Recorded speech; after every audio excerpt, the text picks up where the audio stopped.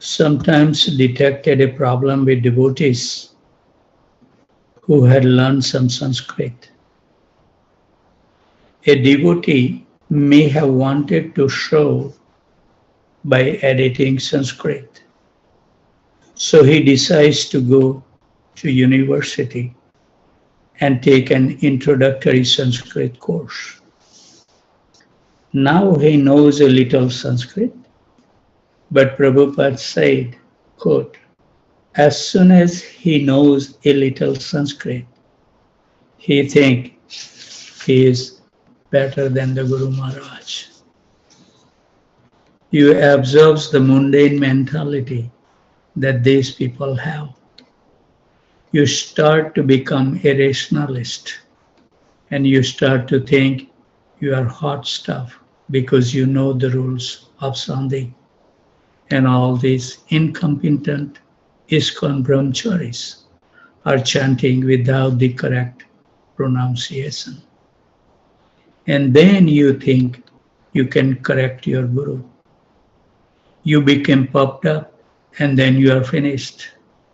In any category, whether it is academics, art, music, business, or anything. When people start to think they are God's gift to the Vaishnava community, deceit will arise. So professional training can be a pitfall. There are valuable things we can learn. On the other hand, when you pick up the head, you get the tail also. So one has to be very careful. I think let's finish this topic. Academically, if a product is up to a certain standard, it's good, no matter what rubbish the actual content is. But if something is not up to that standard, then it is rubbish, no matter how exalted it is.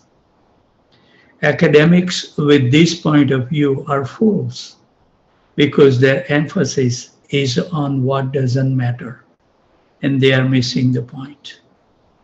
Someone is crying out that there is a fire and you are analyzing the grammar of their sentence.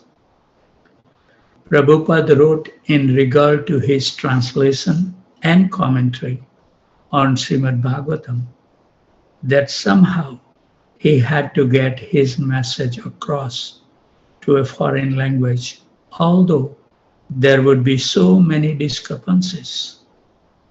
He said that if there is a fire in the house, then the residents will somehow or other make it known to the neighbors, even if they don't speak the same language. Of course, you have to know your level of capability and also be humble.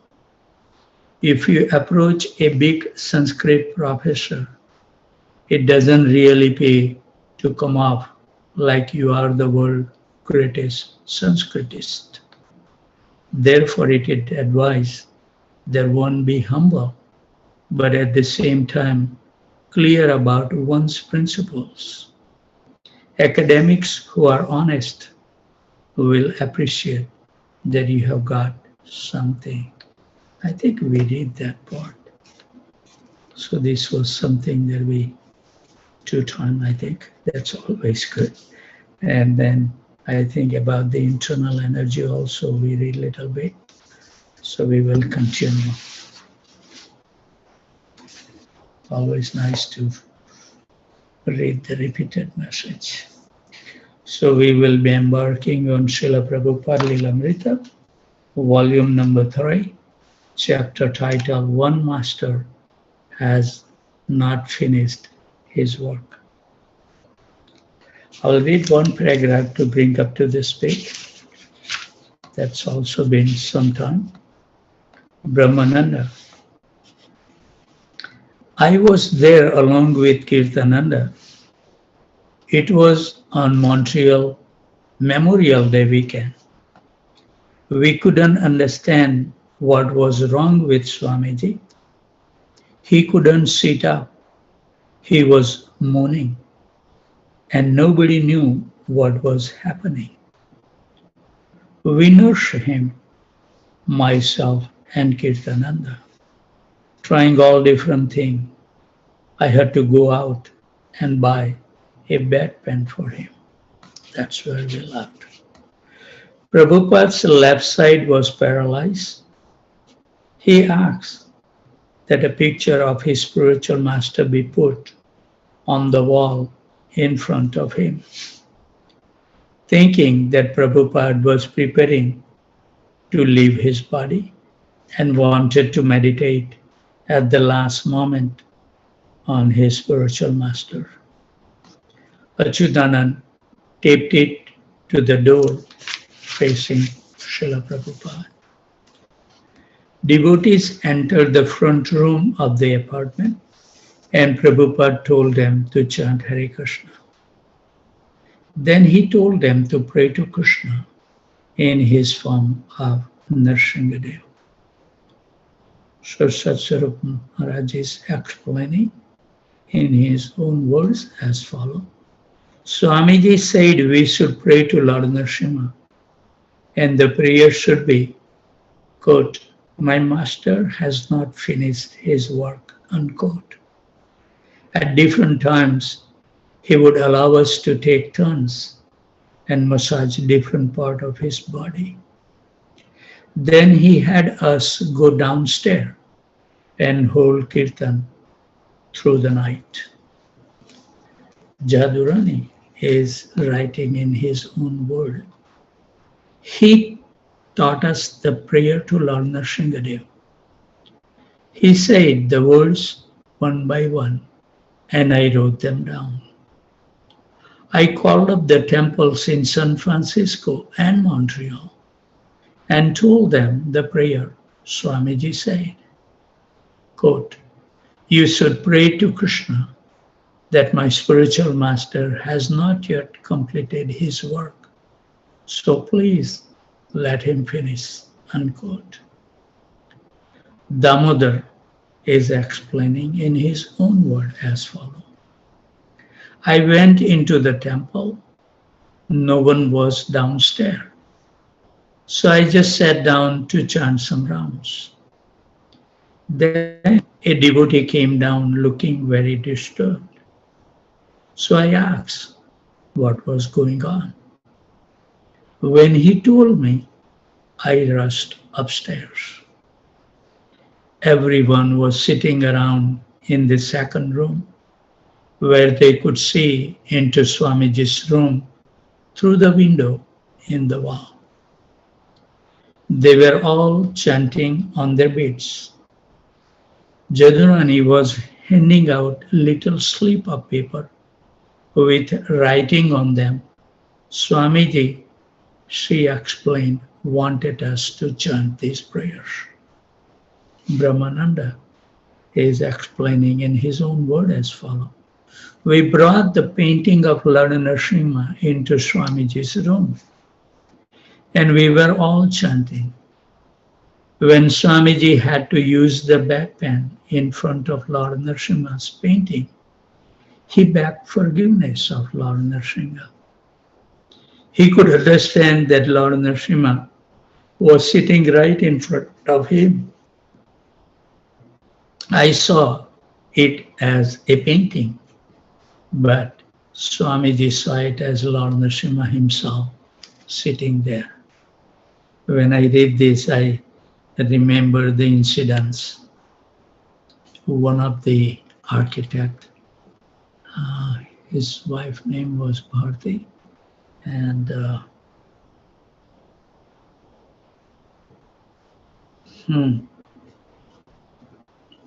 how I forgot his name. But one time when the temple was really old and it has the Baptist steeple on it, it looked like a Baptist church. So when I became a temple president, Tamal Krishna Maharaj told me, why don't you just uplift, because Gurudev knows at that time we don't have that much money. We hardly were able to pay the utility bills even. But he told me that, you know, why don't you uplift and bring some Rajasthani arches on the door or something little. So I called the architect and he came. And architects are so expert, you know, that he just draw it in a simple piece of paper, some Rajasthani arches for the temple, and then there was a like you can park only 5, 6 cars. That was the space was there. Then in the middle he put a fountain and like this. So he just did the rendering. But he came in contact with Tamal Krishna Maharaj, and he did that service. So just by having that little, and his wife was also there. So, and the 2 daughters were there, and they were impressed by Tamal Krishna Maharaj. So I don't know, somehow or other, after a couple of weeks, his wife approached me that Shyam Sundar Prabhu, we want to do some service at the temple, but nobody should see it. And I say, well, if that kind of service, then let me have little time to think about which service I can give you that nobody can see it. So then Krishna gave me the intelligence by mercy of my Guru Maharaj. Then maybe after, 12:30, 1 o'clock, when the pujaris put the deity to rest, nobody come until 3:30. Earliest person will come at 3:30 to wake up the deity in the afternoon. So there is a 2.5 hours. So I give them a key for the temple room, bucket to mop where to get the water and everything. And I give them a key. And they used to come a couple of times a week, and they will come, sweep the temple and mop it out. That's been going on for a long time. And then suddenly, one day, I think Prabhuji was only 42 years old at that time. And his wife, Bhartiben, told me that Prabhuji in the hospital in Katy, in Methodist Hospital, diagnosed with the cancer. So I normally used to carry the pictures of Radha Nila Madhava. And you see on the Janmashtami also, I used to pick some very big picture, 20 by 30. I used to frame it and put their name as a sponsor. And I used to give because I was thinking this is nice that Nila Madhava can stay in their home of the members. So you will see so many members has those pictures. So I didn't find the big one, but I took 8 by 10 pictures of Radha Nila Madhava from my home. And as soon as I entered in the room, Prabhuji says, oh, Shyam Sundar Prabhu, look at that, who came to see me? Radha Nila Madhava came. He didn't see the picture. He see Radha Nila Madhava. And the long story short, he once, before he left the world, he told his wife that I want to hear Kirtan from Shyam Sundar Prabhu. So whenever you see, call him. And somehow or other, Krishna fulfilled his desire. We were chanting in front of him and he smiles and he left the world. So similarly, we saw that Prabhupada also saw as a painting as the Lord himself. Maybe those visions may arise in our heart. It was getting worse. Total weakness and everything. I couldn't get a doctor because it was Memorial Day and everything was closed. I even called my family doctor, but he wasn't in. Everyone had gone on vacation because on Memorial Day, everyone leaves the city. I couldn't get anyone. I was calling hospitals, doctors, trying this and that. but I couldn't get anyone. Finally, I got a doctor by calling an emergency number for the New York City Medical Department. The doctor came. He was old geezer with a real loud voice. When he saw Swamiji, he said, "God, I think the old man is praying too much. I think he should get some exercise. He should go out for a walk in the morning." Unquote. Achyutanand. The doctor didn't know very much. He said that Swamiji had a cold. I said, "Quote, what do you mean?" "His heart is palpitating." Unquote. I don't know what to do. Does he take any whiskey? I said, quote, "He doesn't even drink coffee or tea." Unquote. Oh, very good, very good. Well, I think he has just got a cold. Unquote. So Dwarkadis Das is explaining this situation in his own word as follows. He came and took a look at the place, and you could tell right away he didn't like what he saw. He thought we were just a bunch of hippies. He couldn't wait to get out of the place, but he said, "Oh, he's got influenza." Unquote. That was a ridiculous diagnosis. And when he said, quote, "Give me my money," unquote, we paid him. The doctor left and Swamiji got worse. The devotees called a second doctor who came and diagnosed Srila Prabhupada as having had a mild heart attack. He said that Prabhupada should at once go to the hospital. Max Lerner, a lawyer friend of the devotees, he is explaining in his own word as follows. I got a call one day that the Swami had a mild heart attack and I could be of some help. At that time, they were going to take him to Bellevue Hospital.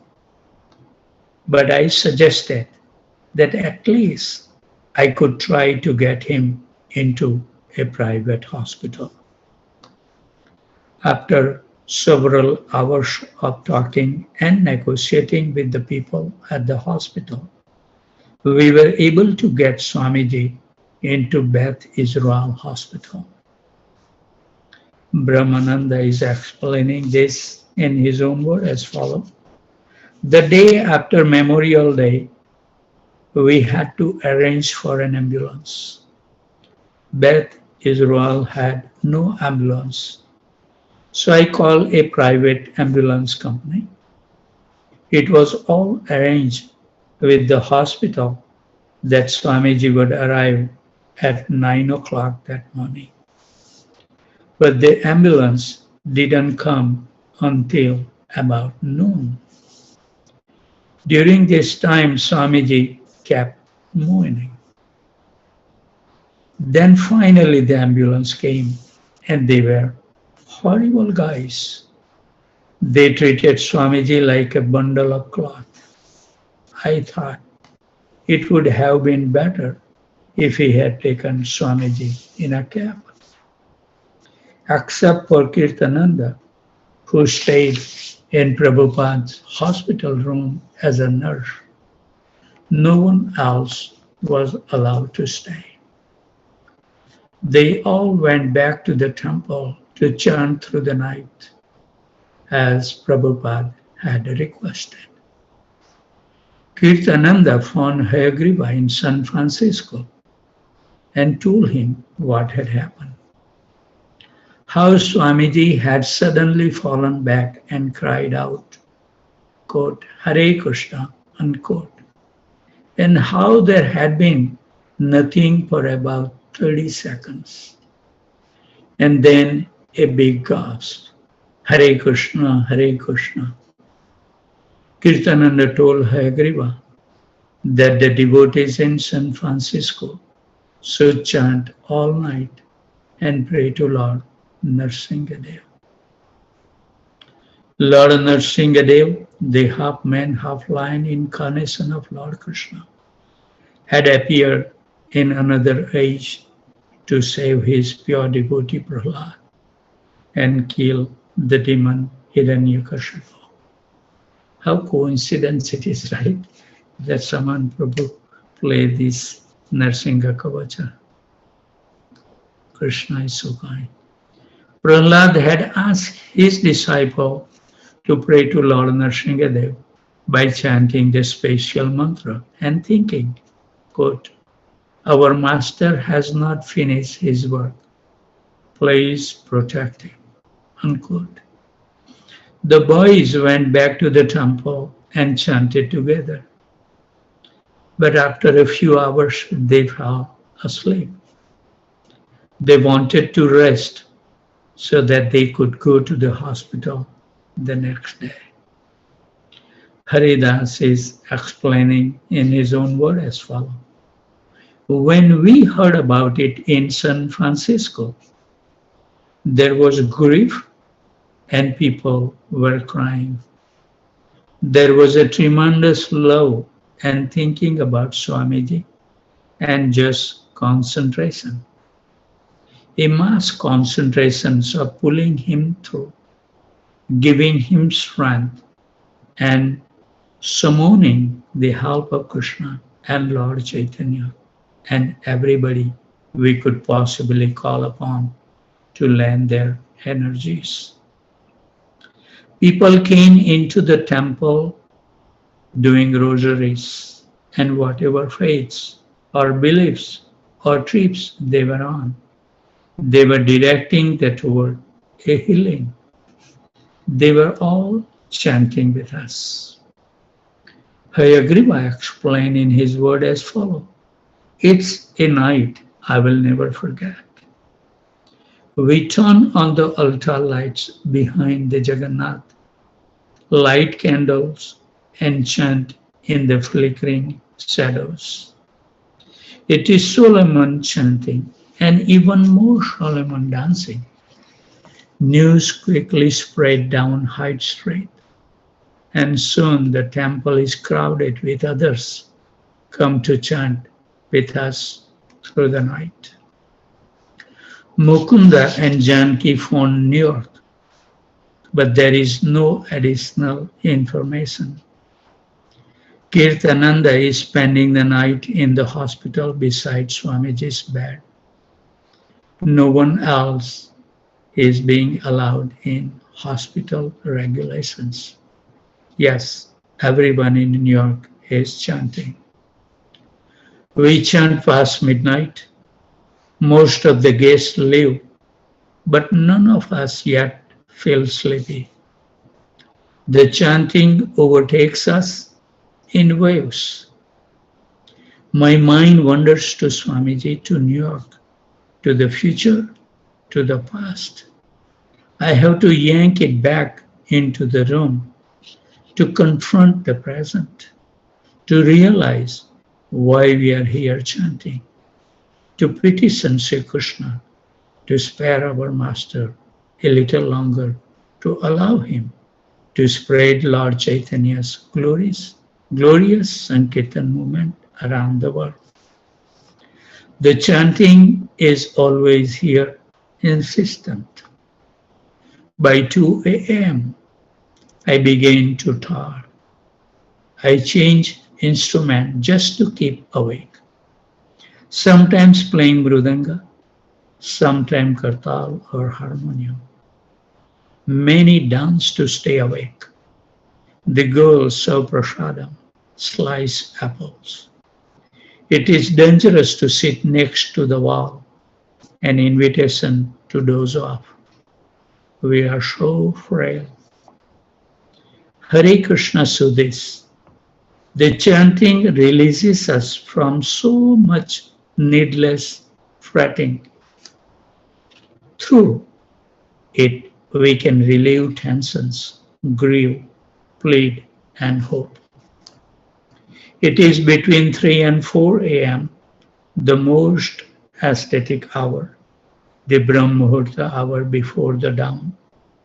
If he is alive at this hour, surely he will live. We sing, we chant on beat, constant Hare Krishna.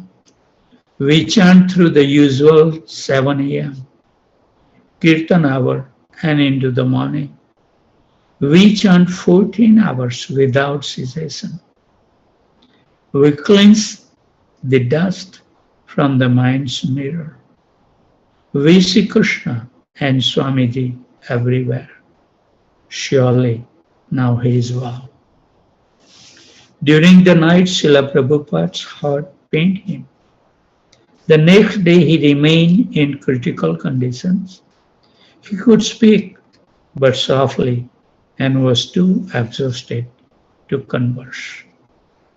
Spectacles of the doctors, he diagnosed himself a heart attack, affecting part of his brain, thus paralyzing the left side of his body.